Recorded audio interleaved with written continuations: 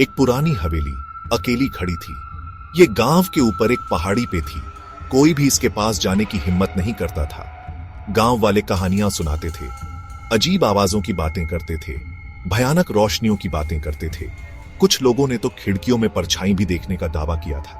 लेकिन ये सिर्फ कहानियां थीं या कुछ और भी था। हवेली एक पुराने जमाने की निशानी थी। इसका कभी भव्य रूप अब टूट रहा था। बेलें और लताएं इसकी दीवारों पर चढ़ गई थी। खिड़कियां बंद थीं।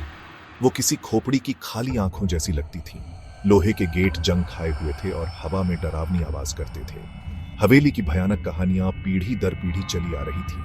हर कहानी पिछली से ज्यादा डरावनी। कहा जाता था कि हवेली श्रापित थी। एक बुरी आत्मा उसमें रहती थी। वो आत्माओं की भूखी थी। गांव वाले हवेली से दूर रहते थे। वो अपने बच्चों को वहां से दूर रहने की चेतावनी देते थे। रात में तो सबसे बहादुर लोग भी हवेली के पास नहीं जाते थे। हवेली रहस्य से भरी जगह बनी रही। ये डर और अनजाने का प्रतीक थी। आर्यन, कबीर और माया सबसे अच्छे दोस्त थे।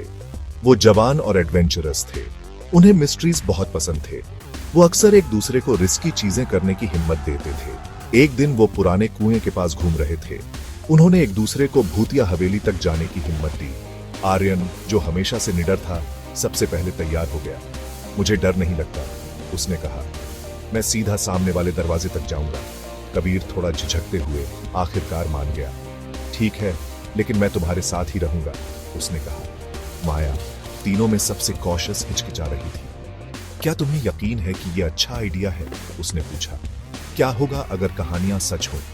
अपनी झिझक के बावजूद माया अपने दोस्तों को अकेले नहीं जाने दे सकती थी। वो जानती थी कि उसे बहादुर बनना होगा। उन्होंने उस रात जाने का फैसला किया। वो अंधेरे में मिलेंगे। उस रात चांद बादलों के पीछे छुपा हुआ था। हल्की बूंदाबांदी ने रास्ते को फिसलन भरा बना दिया था। हवा में गीली मिट्टी की गंध थी। तीनों दोस्त गांव के किनारे पर मिले। उनके दिल एक्साइटमेंट और डर से धड़क रहे थे। वो धीरे धीरे पहाड़ी पर चढ़े। पेड़ों के बीच हवा चल रही थी। ऐसा लग रहा था जैसे कोई चीख रहा हो। वो लोहे के गेट तक पहुंचे। वो ठंडे और गीले थे। आर्यन ने गेट को धक्का दिया। वो विरोध में कराह उठे। दोस्त बगीचे में घुसे। कांटों ने उनके कपड़ों को खरोंच दिया। वो सामने वाले दरवाजे की तरफ बढ़े। खिड़कियां अंधेरी थीं। अंदर से कोई रोशनी नहीं आ रही थी। आर्यन ने दरवाजा खटखटाया। आवाज सन्नाटे में गूंज उठी। कोई जवाब नहीं आया। आर्यन ने दरवाजे के हैंडल को घुमाया। यह एक तेज आवाज के साथ घूम गया। दरवाजा खुल गया। दोस्तों ने हाँफते हुए सांस ली। अंदर की हवा भारी थी। इसमें धूल और सड़न की गंध थी। हर कोने से मकड़ी के जाले लटके हुए थे। रोशनी सिर्फ चांद की किरणों से आ रही थी, जो बंद खिड़कियों की दरारों से आ रही थी। आर्यन ने अपनी टॉर्च जलाई। रोशनी धूल भरे फर्नीचर और दीवारों पर लगे पोर्ट्रेट्स पर नाच रही थी। वो अंदर घुसे। दरवाजा उनके पीछे बंद हो गया। वो घूमे। उनके दिल धड़कने लगे। क्या हवा ने दरवाजा बंद कर दिया था या कुछ और था? उन्होंने ध्यान से सुना। सन्नाटा बहरा कर देने वाला था। तभी उन्होंने उसे सुना। दालान के अंत से एक धीमी फुसफुसाहट आ रही थी। वो जम गए। उनका खून जम गया। वहां कौन था? आर्यन ने थोड़ी कांपती हुई आवाज में पुकारा, हेलो, कोई है क्या? फुसफुसाहट बंद हो गई। वो सांस रोककर इंतजार करने लगे। अचानक एक सफेद आकृति दालान के उस पार चली गई। वह दालान के अंत में एक कमरे में गायब हो गई। माया ने कबीर का हाथ पकड़ लिया। उसकी आंखें डर से चौड़ी हो गईं। तुमने वो देखा? उसने फुसफुसाते हुए कहा। आर्यन ने बहादुर दिखने की कोशिश करते हुए कहा, शायद चूहे होंगे या कुछ और। लेकिन वह भी अपनी आवाज में डर को नहीं छुपा सका। वो धीरे धीरे उस कमरे की तरफ बढ़े जहां आकृति गायब हो गई थी। जैसे जैसे वो पास आते गए, उन्हें अंदर से एक धीमी सिसकी सुनाई दी। ऐसा लग रहा था जैसे कोई औरत रो रही हो। आर्यन ने सावधानी से दरवाजा खोला। कमरा एक खिड़की से हल्की रोशनी से जगमगा रहा था। धूल के कण हल्की चांदनी में नाच रहे थे। एक फीकी चेज लाउंज पर एक खूबसूरत औरत बैठी थी। उसने सफेद रंग का गाउन पहना हुआ था। उसके लंबे काले बाल उसकी पीठ पर बिखरे हुए थे। वह धीरे धीरे रो रही थी।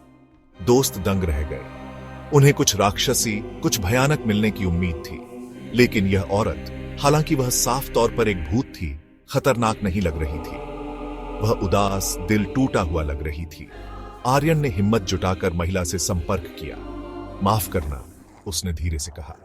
हम घुसपैठ करने का इरादा नहीं रखते थे, हम बस हवेली देखना चाहते थे। महिला ने ऊपर देखा। उसकी आंखें रोने से लाल और सूजी हुई थी। उसकी आंखों में गहरे दुहक का भाव था। बरसों से मैं यहां फंसी हुई हूं, उसने कहा। उसकी आवाज एक शोकाकुल फुसफुसाहट थी। अनंत काल तक इन दीवारों में भटकने का श्राप। दोस्तों ने ध्यान से सुना, क्योंकि महिला, जिसका नाम उन्होंने अन्या जाना, ने अपनी दुखद कहानी सुनाई। उसे गांव के एक युवक से प्यार हो गया था, लेकिन उनके परिवार दुश्मन थे। उन्होंने प्यार को मना किया। एक रात अन्या का प्रेमी हवेली में आया था।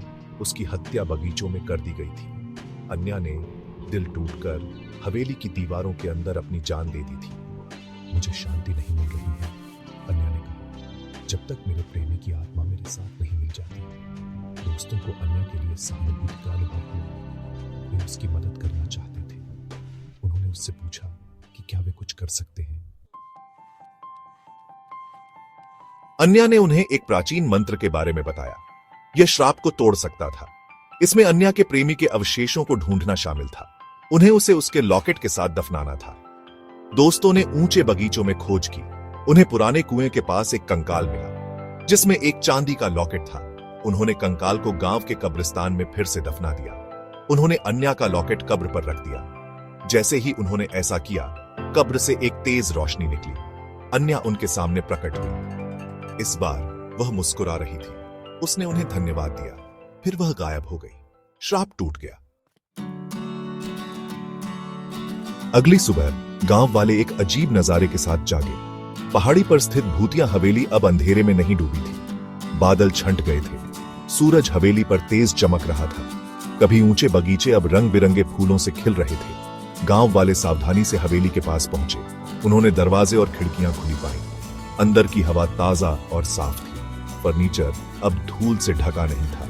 दीवारों पर लगे पोर्ट्रेट्स जिंदगी से चमक रहे थे।